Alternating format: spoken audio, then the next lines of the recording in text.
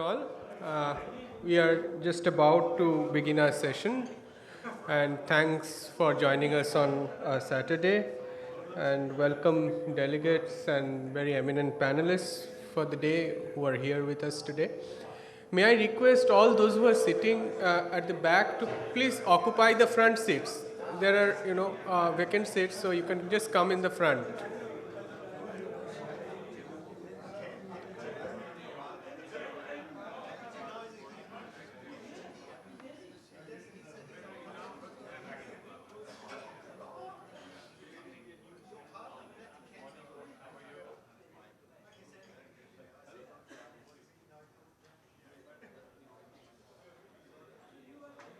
To this inaugural session of the Policy Dialogue UNESCAP SASEP's RIS Policy Dialogue on Regional Cooperation. We have an extremely distinguished panel this morning to lead us. I welcome and invite all dignitaries on the dais, please. Dr. Nagesh Kumar, Head UNESCAP, Delhi. Our Chairman, Ambassador Dr. Mohan Kumar. Professor Deepak Nair, who is the co-chair of the SASEPs. Mr. Rajneesh, the Joint Secretary, Ministry of Commerce, Government of India. We are honored to have His Excellency Dr. Pushpa Raj Kadal, the Vice Chairman of the National Planning Commission of Nepal, and joined by Professor Sachin Chaturvedi, Director General, RIS. So with this, I invite Dr. Nagesh to kindly give his opening remarks.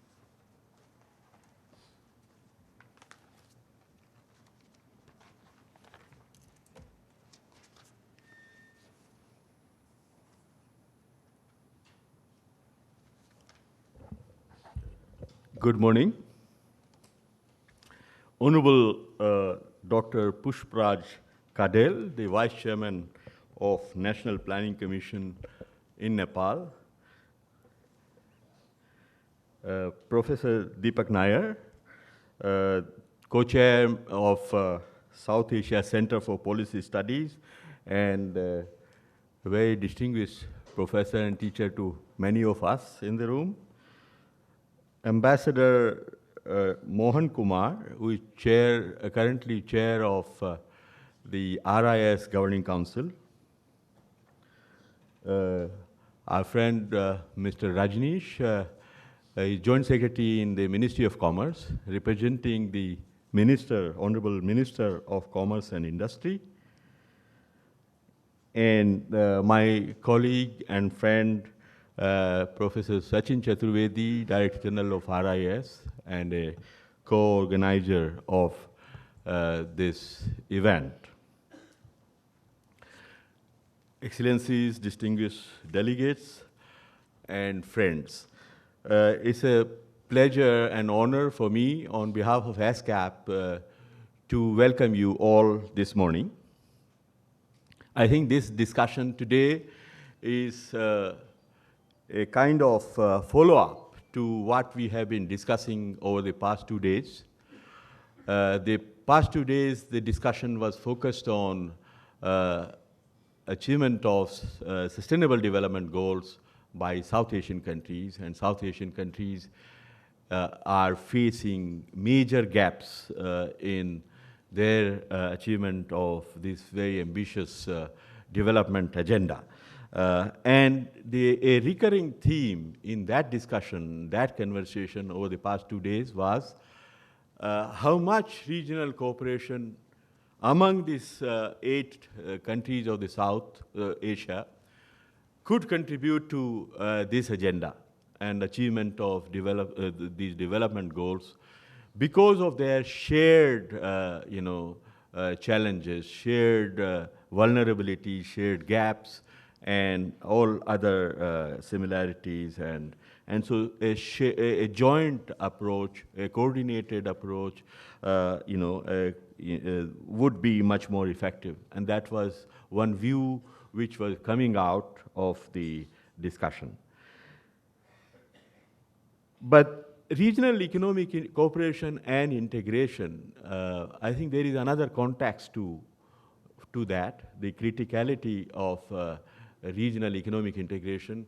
Besides this important agenda of Sustainable Development Goals, there is another context, which is the changed external environment, changed external context for development since the onset of global financial crisis in 2008.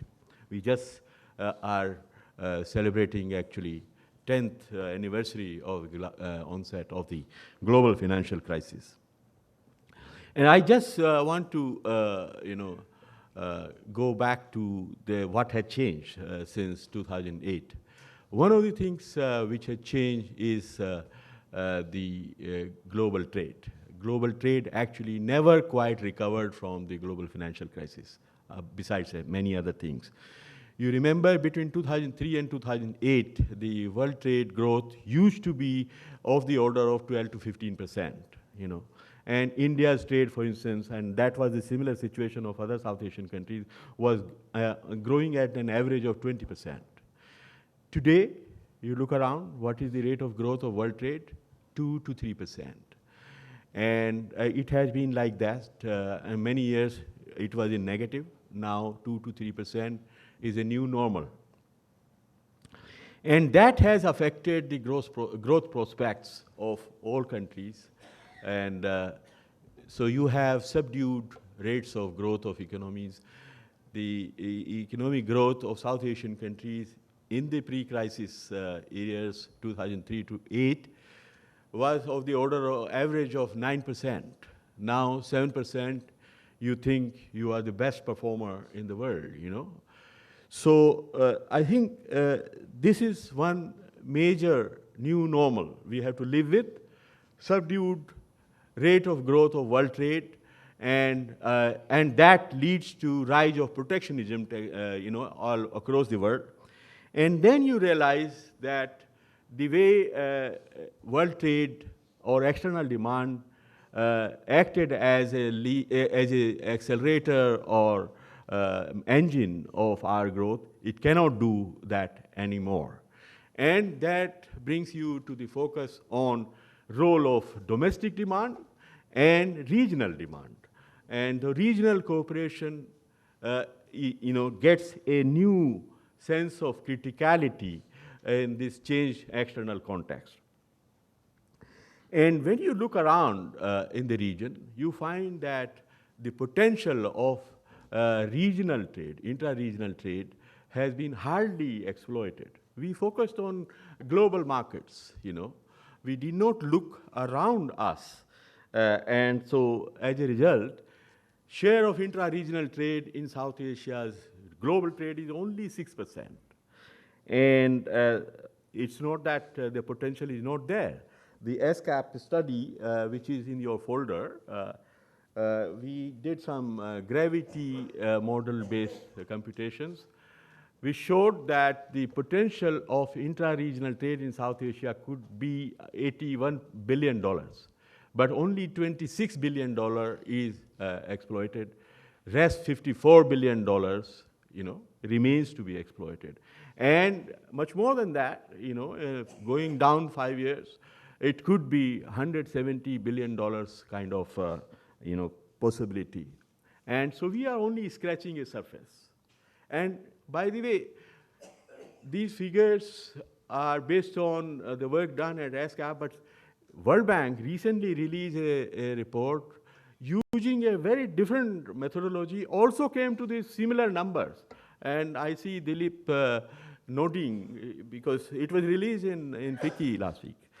And so my friend Sanjay Kathuria led that study and came to very similar numbers, which was very striking, and that reinforces the conclusion that the potential of intra-regional trade has hardly been exploited. And it's not just that trade is a victim, it is a major opportunity cost which we have, are not exploiting, which is the potential of trade liberalization in creating efficiency-seeking industrial restructuring, or what you call as regional value chains. And they can create jobs and incomes for everyone in South Asia. And there are models, the CG model computation, Salim has been doing that.